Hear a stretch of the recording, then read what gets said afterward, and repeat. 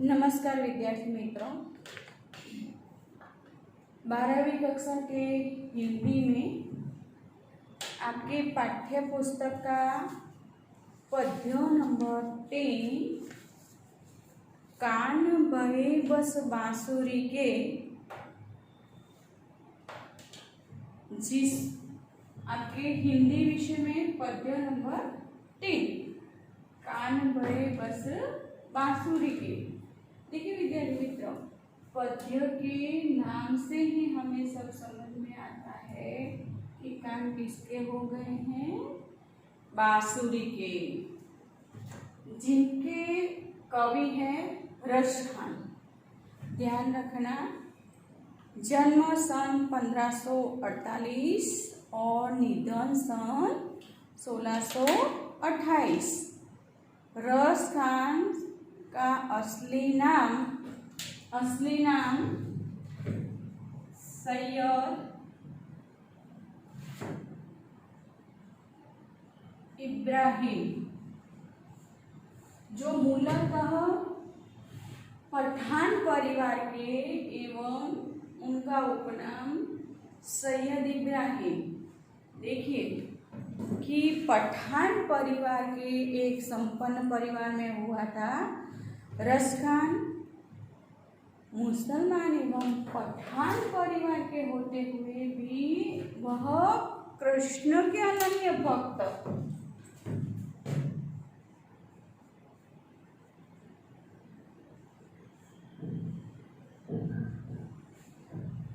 कृष्ण के अनन्य भक्त थे। गोस्वामी विठलनाथ जी से दीक्षा ग्रहण कर ब्रज में रहकर कृष्ण भक्ति के पद उन्होंने लिखे। इस मुसलमान कवि की कृष्ण भक्ति अत्यंत सराहनीय है। इनकी कविता में कृष्ण की रूप माधुरी, ब्रज महिमा और राधा कृष्ण की प्रेम लीलाओं का वर्णन किया गया है। उनकी भक्ति में प्रेम, श्रृंगार और सौंदर्य का अनोखा संगम है। रसखान के कविता सवये अपने आप अद्वितीय है। रसखान ने ब्रज भाषा में, ध्यान रखना, उनकी काव्य रचना ब्रज भाषा में लिखी गई है। साथ ही साथ उनकी भाषा मधुर एवं सरल है। उनकी लिखे 2 पुस्तकें प्रसिद्ध है। सुजान रसखान प्रेम वाटिका, सुजान रसखान एवं प्रेम वाटिका। ध्यान रखना विद्यार्थी मित्रों, कई बार कवि परिचय एवं लेखक परिचय में से कई प्रश्न पूछे जाते हैं, तो आप प्रश्नों के साथ साथ कवि परिचय एवं लेखक परिचय भी पढ़ते रहिएगा। तो प्रस्तुत कविता कान बहे बस बांसुरी के, तो आप देख सकते हैं कि उसमें 2 पद्य हैं। 2 पद्य हैं, वो ध्यान से सुनिए। सदैव कृष्ण के पास रहने वाली बांसुरी की गोपियों को हिंसा आती है। सौतिया डा से पीड़ित, मतलब सौतन जैसा भाव कृष्ण के पास, उनके पास बांसुरी को गोपियाँ सौतन के रूप में देखती हैं, उनसे पीड़ित रहती हैं। अब ब्रज में रहना नहीं चाहती, क्योंकि उनका स्थान अब किसने ले लिया है, बांसुरी ने। दूसरे कविता में कृष्ण का स्वांग रचने वाली गोपियाँ सौतिया दाग के कारण उनकी बांसुरी को, जो कृष्ण के ओठों पर विराजमान है, वो अपने होठों पर रखने से इनकार करती है। कवि ने दोनों कवियों में गोपियों की मनस्थिति का मार्मिक वर्णन किया है। तो हम देखेंगे प्रथम पद, कान भये बस बांसुरी के, अब कौन सखी हमको चाही है।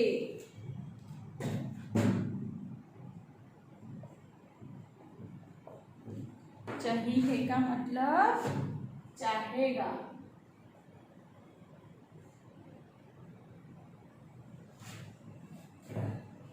गोपियाँ कहती हैं, फरियाद करती हैं एक दूसरे सखियों से, हे सखी, अब कान जी तो बांसुरी के हो चुके हैं, तो अब हमें कौन चाहेगा। निशी धौंध मतलब निशी मतलब रात।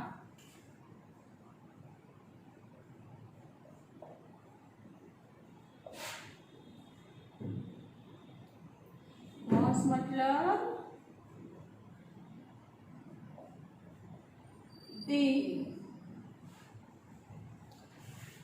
दिन रात उनके पास कौन विराजमान है, बांसुरी।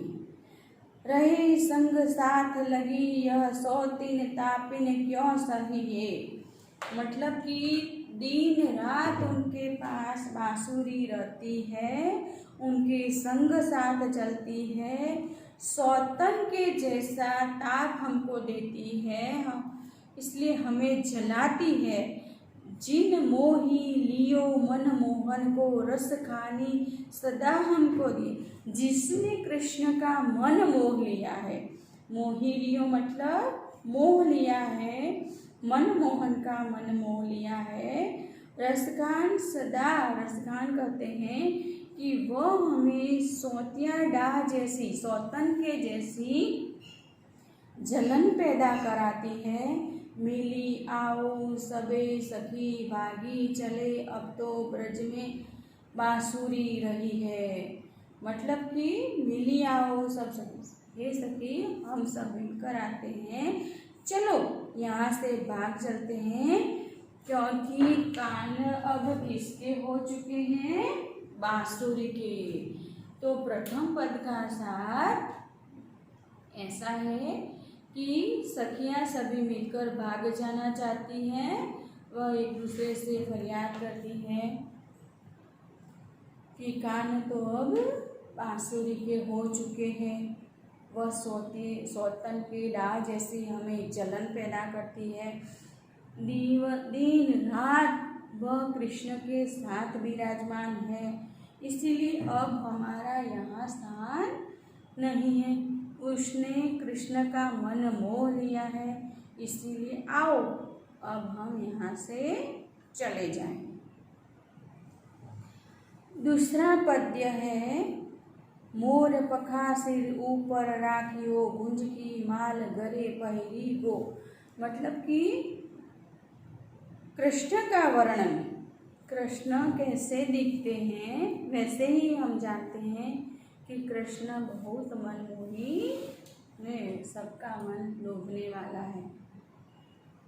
तो यहाँ दूसरे पद में रसखान जी, रसखान देखिए मुसलमान कवि थे, लेकिन उनकी कृष्ण भक्ति बहुत अनन्य थी। सरल एवं मधुर भाषा में उन्होंने सुंदर वर्णन किया है। मोर पंखा सिर पर, तो कृष्ण के सिर पर क्या विराजमान था, मोर पंख। हम जानते हैं कि कृष्ण के मुकुट में मोर पंख है। गुंज की माला, गुंज के फूलों की सुंदर माला पहनी हुई है। ओढ़ी पीतांबर ले लकोटी, लकोटी मतलब लकड़ी।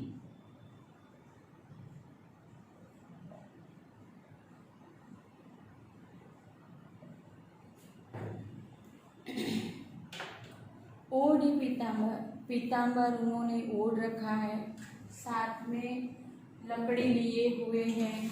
बन गोदन ग्वारन संग फिरोंगी, उनके साथ कौन है, एक तो पीतांबर ओढ़ा है, साथ में लकोटी लिए है, मोर पंख धारण किए हुए है, गले में गुंजे की माला पहनी हुई है, साथ ही साथ गोधन एवं ग्वारन मतलब ग्वालिन उनके साथ है। भावतो वो ही मेरो रसिखानी, सो तेरे कहे सब स्वांग करूँगी। तो कहती हैं ग्वाल बालों के साथ, भाव तो वो ही मेरो, मेरा भाव क्या है कि मैं भी आपके साथ गोपियों का एवं कृष्ण का स्वांग रचूंगी। या मुरली मुरलीधर की अधरन धरी अधरान धरोगी, मतलब कि मैं ऐसा स्वांग धरूंगी, ऐसा वेश धरूंगी कि अब मुरली को वह होठों पर विराजमान न कर सके, ऐसा वेश धारण करूंगी। गाय रूपी धन के साथ ग्वाल बालों के साथ फिरूंगी एवं ऐसा स्वांग आपके जैसा मुरलीधर के जैसा मैं स्वांग रच के और मुरली को मैं भी अपने होठों पर विराजमान करूंगी।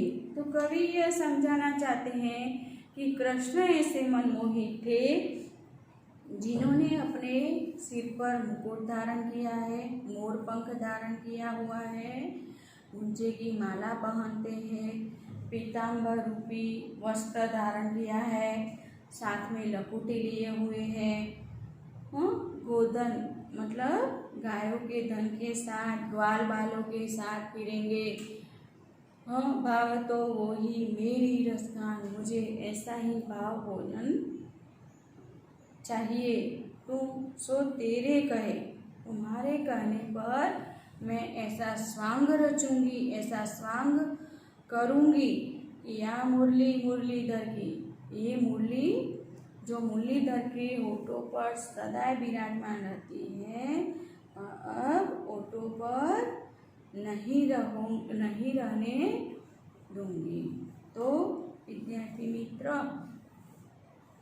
पद्य के पूर्ण होने पर आपको कवि परिचय मात्र पढ़ना है, उसे लिखना नहीं है, और शब्दार्थ और टिप्पण लिखने हैं।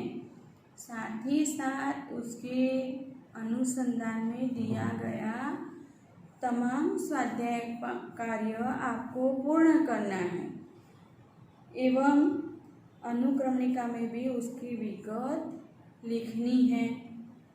आप सभी दिनांक वाइज एवं क्रमानुसार जो भी पाठ एवं पद्य यहाँ से दिए जाते हैं उसका स्वाध्याय कार्य आपको अच्छी तरह से पूर्ण करना है।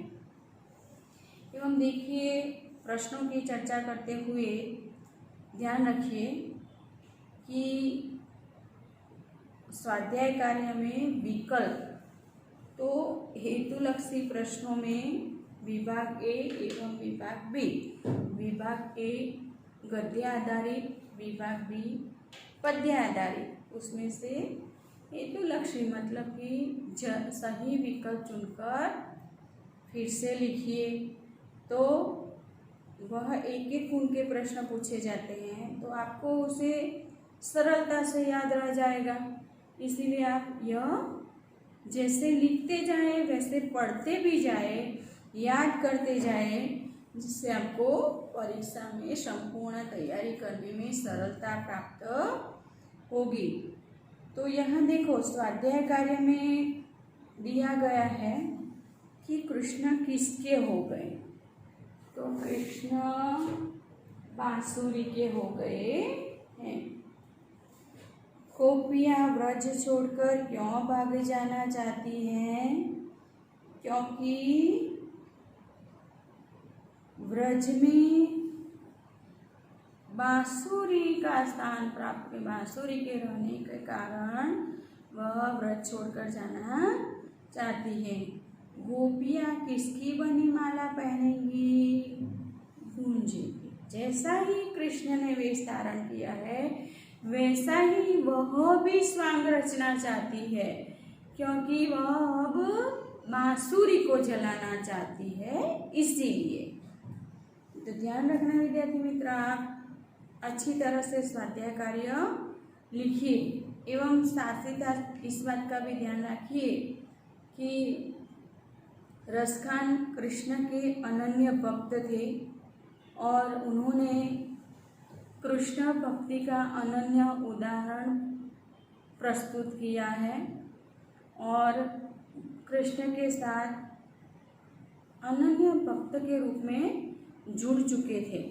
इसीलिए खास इस बात को ध्यान रखना कि कई बार ऐसे प्रश्न पूछे जाते हैं कि आपकी पाठ्य पुस्तक में कौन सा ऐसा लेखक है जो मुसलमान होते हुए भी कृष्ण के पद रचे हैं, तो उनका जवाब क्या आएगा? रसखान। बराबर, ध्यान रखना और स्वाध्याय कार्य पूर्ण करना।